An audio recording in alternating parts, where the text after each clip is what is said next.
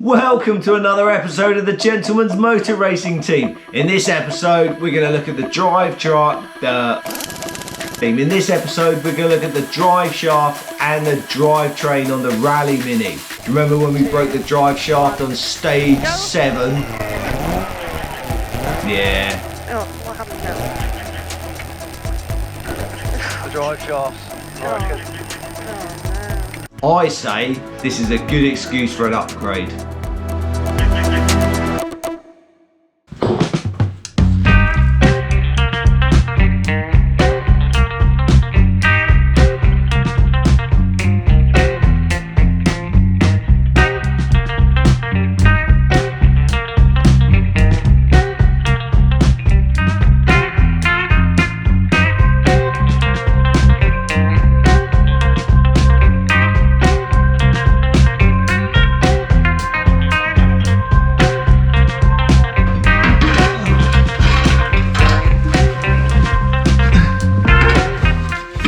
That is a ridiculously heavy bit of kit. I think I might have to fabricate or buy a lighter one, I think.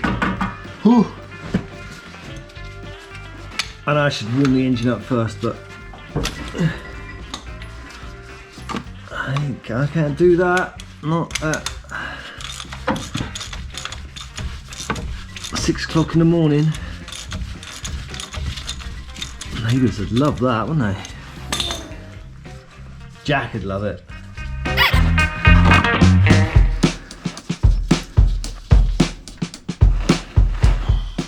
Look at that, no nasties on there. Lovely. Unfortunately, I need to drain the oil to take the inners out. You can see why they want us to have a, what do they call it? An environmental sheet down in service. That was the rules. In pretty much most rallies that's the case. Right, we're time for breakfast. Look. A little longer than a few minutes later. A twist on that, look. Yeah, these have seen some action, you see, so. Oh well. Nothing wrong with the Mini Sport drive shafts. Say I've had them for 10 years and they've had a lot of tarmac use for auto testing, so pretty good.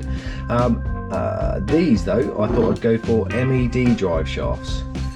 For no particular reason, I just thought I'd give them a go. They certainly look nice. Let's wazz them on the car.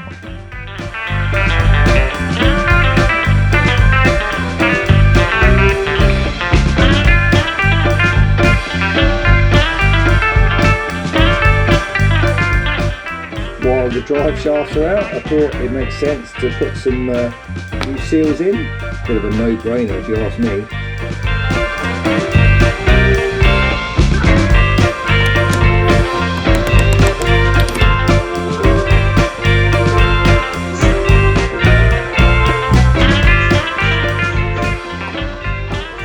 Replacing it all was very easy because it's all standard fit anyway. Genuinely, I was impressed with the quality of the components. I'm probably buying it from here again, that's for sure. Once the drivetrain was all back together again, it was just a case of a new oil filter and some new oil, and that job was done. It was also picked up at Bovington Rally that the choke lever on the Weber 45 was seeping fuel slightly. So I found on eBay a place that sold just a plate and a gasket so I could remove the whole choke lever assembly. Not only does this stop the leak, but it also prevents that lever from accidentally moving and applying the choke when I don't really want it.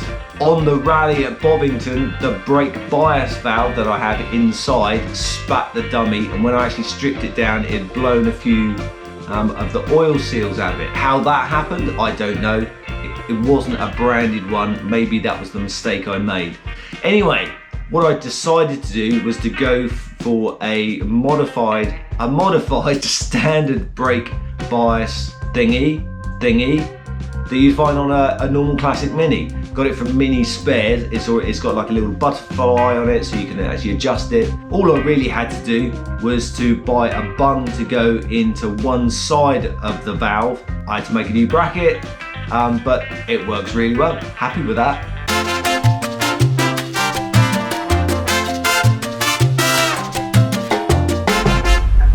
can't hear you now. Hello, can you hear me? Hello, can you... I don't think so. Can you hear me? The intercom in a rally mini, no, in any rally car, is hugely important.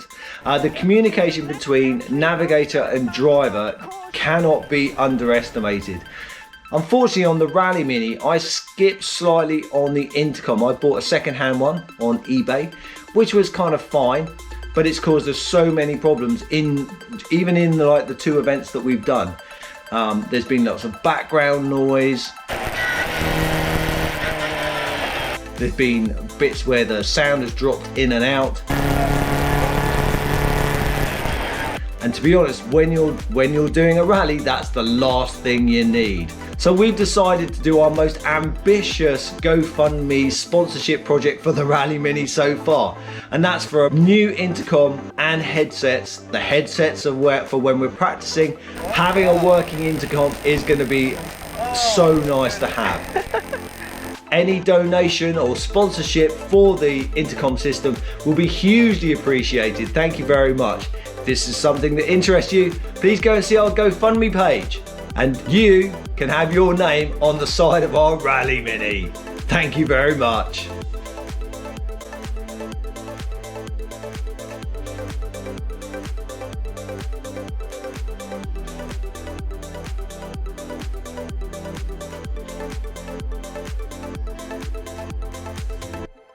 The other thing I wanted to do, at the sprint, there wasn't a lot of room for service vehicles. So they did ask that if you were an island competitor, could you actually just drive your car to the event rather than bringing, your trailer and your van? And as the car's road legal, why not? However, how do I get all my stuff there?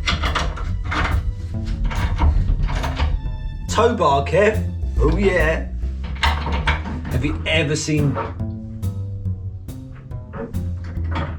What's that noise?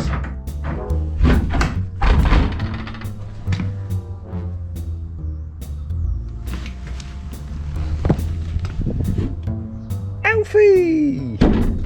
Hello, mate. Hello. Oh. Okay.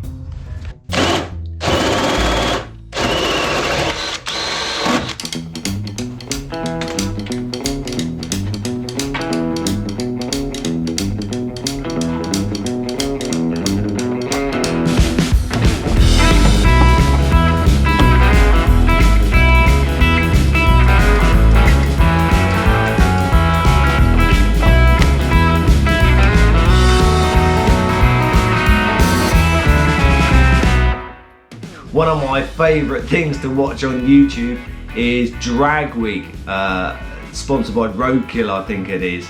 And they basically drive around from drag strip to drag strip. They're not allowed a service vehicle and they have to tow their own kit. This is one reason why I wanted a tow bar on the back of the Rally Mini, so I could put a small box trailer on the back, put all my spares in it and just drive to those local events. I know there's the risk that, if I break down or something happens, how am I going to get the car and all my stuff back? But, if it's on the Isle of Wight, it's not really an issue. It's only a phone call away, isn't it? And the trailer can appear.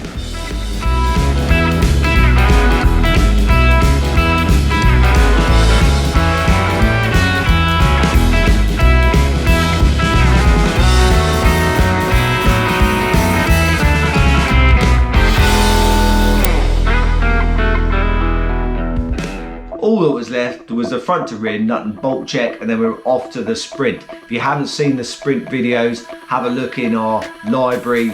It was a really good event. The next event for that particular Rally Mini is now going to be a gravel rally. Oh my goodness. So I'm going to have to make a full length underfloor skid pan.